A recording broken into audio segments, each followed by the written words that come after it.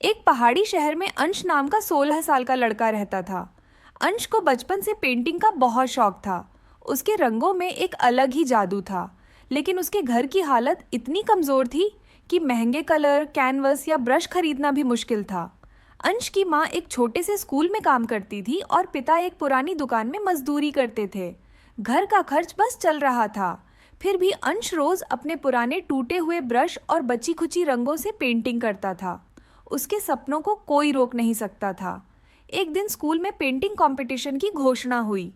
विजेता को मिलना था एक महंगा आर्ट किट और 25,000 रुपये का इनाम, साथ ही शहर की आर्ट गैलरी में अपनी पेंटिंग लगाने का मौका। अंश की आंखों में चमक आ गई। पर एक समस्या थी, उसके पास एक भी नया कैनवस नहीं था और रंग भी खत्म होने के कगार पर थे। माँ ने उसकी चिंता देख ली और मुस्कुरा कर कहा, बेटा, एक कलाकार को रंगों से ज्यादा जरूरत होती है दृढ़ता की। वो चुपके से अपने जेब खर्च से 200 रुपये बचाकर ले आईं और अंश को दे दिए। अंश खुशी में उनकी आंखें चूमकर बोला, माँ, ये पैसा नहीं, मेरे सपनों की चाबी है। अंश बाजार गया और 200 रुपये में एक छोटा सा कैनवस और थोड़े से रंग ले पाया। उसे पता था कि एक ही कैनवस है, एक ही मौका। अगर पेंटिंग खराब हो गई तो सब खत्म। उस रात उसने तय किया कि वह अपनी सबसे बेहतरीन पेंटिंग बनाएगा। थीम थी संघर्ष और उम्मीद।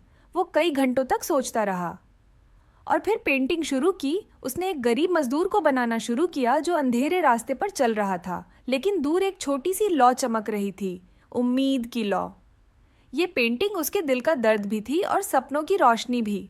जब पेंटिंग आधी बनी थी तभी बड़ा तूफान आया। खिड़की खुली और तेज हवा ने पेंटिंग पर पानी गिरा दिया। रंग फैल गए। जो हिस्सा उसने सबसे मेहनत से बनाया था वो खराब हो चुका था। अंश की आंखों से आंसू गिरने लगे। उसने कैनवस हाथ में लेकर कहा, ये मेरा सपना था, ये भी अधूरा रह गया।